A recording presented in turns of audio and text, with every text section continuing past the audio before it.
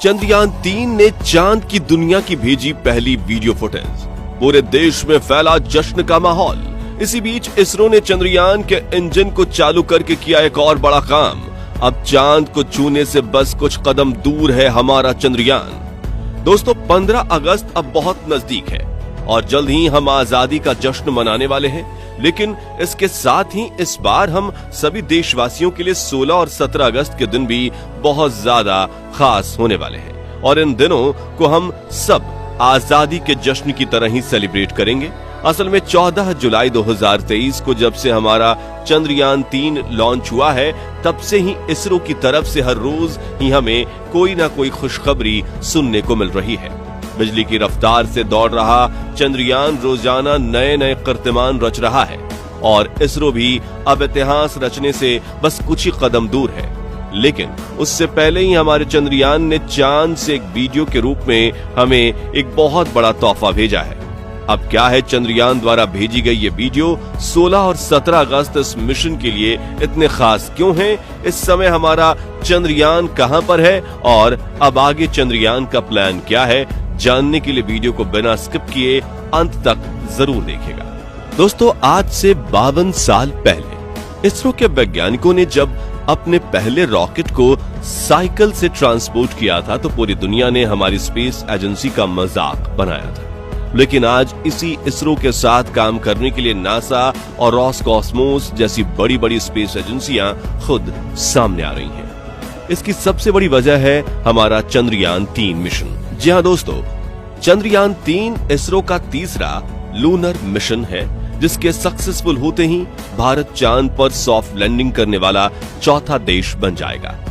सबसे अहम बात यह है कि इसरो ने अपना यह मिशन चांद की अंधेरी दुनिया यानी कि इसके दक्षिणी ध्रुव पर भेजा है, जहां आज तक नासा भी नहीं पहुंच सका है।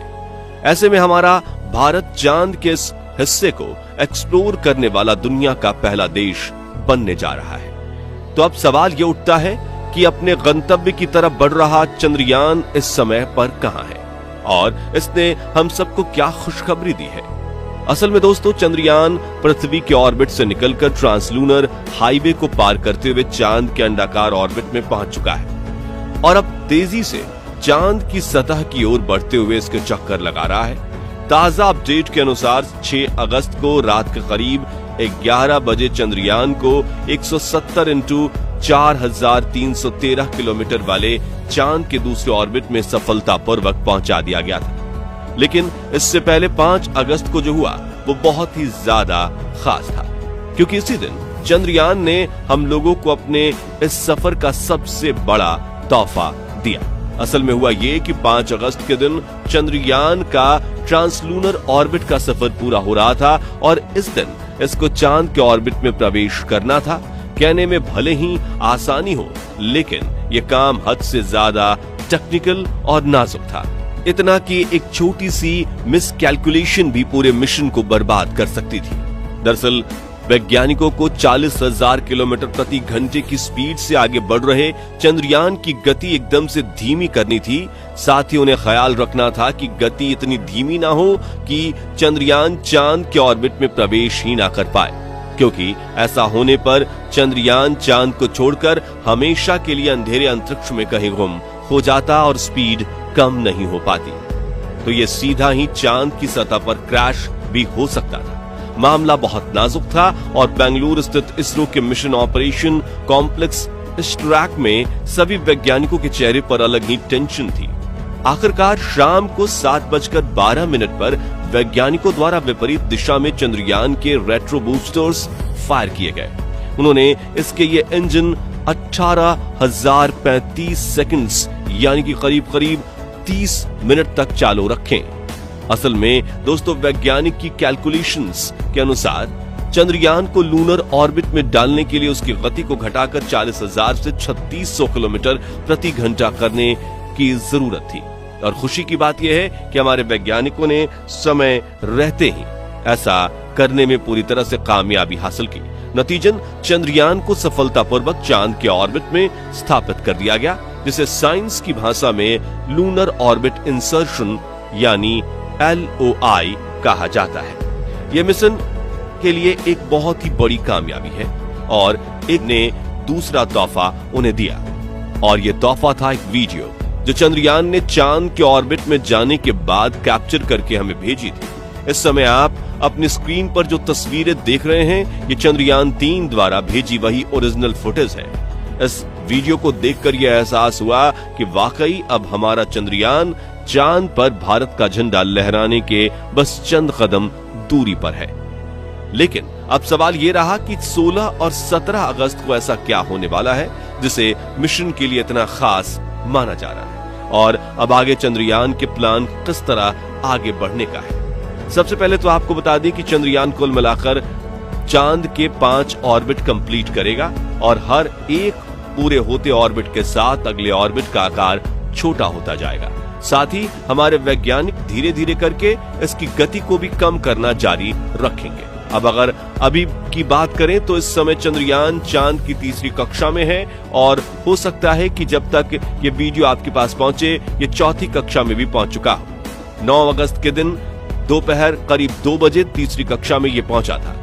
साथियों, तीसरी कक्षा में ये चांद की सतह से मात्र 5000 किलोमीटर की ऊंचाई पर होगा, और इसके बाद 14 अगस्त को दोपहर 2 बजे ये चौथी कक्षा में पहुंचेगा, और चांद की सतह से इसकी दूरी सिर्फ 1000 किलोमीटर रह जाएगी। इस तरह आगे बढ़ते हुए 16 अगस्त को रात के 8:30 बजे ये चांद की 5वीं और आखिरी कक्षा में एंटर करेगा, और ये 100 × 100 किलोमीटर की गोलाकार कक्षा होगी, और इस पॉइंट पर चांद की सतह से इसकी दूरी केवल 100 किलोमीटर रह जाएगी। यही वो पल होगा जो इस मिशन के सबसे अहम पड़ाव में से एक है।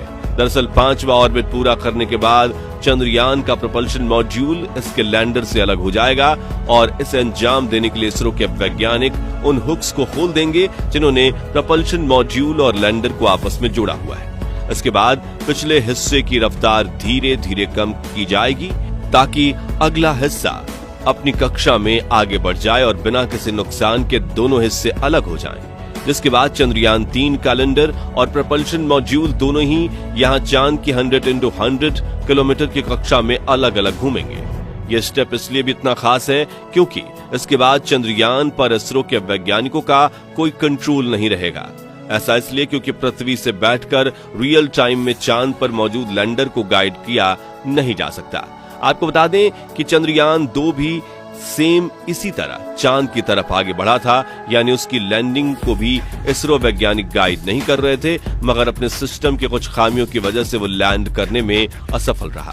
यही वजह है कि इस बार चंद्रयान 3 के लैंडर में इन सभी खामियों को दूर करके एक बेहद एडवांस कंप्यूटर सिस्टम लगाया गया है। आपको बता दें कि इस बार विक्रम लैंडर में लेजर डॉपलर वेलोसीमीटर यानी कि LDV और लैंडर हॉरिजॉन्टल वेलोसिटी कैमरा यानी कि LHVC जैसे जबरदस्त तकनीक उपकरण लगाए गए हैं जो चंद्रयान को एक सुरक्षित जगह पर लैंड कराने में सक्षम होंगे और हेल्प करेंगे। तो जैसा कि हमने आपको बताया, 16 और 17 अगस्त को विक्रम लैंडर propulsion मॉड्यूल को पीछे छोड़कर खुद आगे बढ़ेगा। इसके बाद 18 और 19 अगस्त को ये डी ऑर्बिटिंग शुरू करेगा और चांद की सतह के बेहद करीब 100 × 30 किलोमीटर की कक्षा में पहुंच जाएगा। इसके बाद इसका काम लैंडिंग के लिए सही जगह ढूंढकर उसकी तरफ बढ़ना होगा। दोस्तों, इस दौरान चंद्रयान की गति घटकर 7 किलोमीटर प्रति घंटा हो जाएगी और इस तरह अपने रेट्रो बूस्टर्स को फायर करते हुए 23 अगस्त के दिन शाम 5:47 पर हमारा चंद्रयान चांद की सतह पर उतर जाएगा। यानी 15 अगस्त को आजादी का जश्न मनाने के सिर्फ एक हफ्ते बाद पूरा देश एक बार फिर जश्न में डूबा होगा। दोस्तों, भारत को इस मुकाम पर लाने और चंद्रयान को धरती से चांद पर पहुंचाने में हमारे इसरो के वैज्ञानिकों ने बहुत ज्यादा मेहनत की है।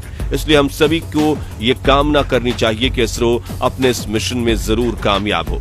अगर आप भी 23 अगस्त के दिन इसरो को कामयाब होता देखना चाहते हैं तो कमेंट बॉक्स में जय हिंद जरूर लिखें।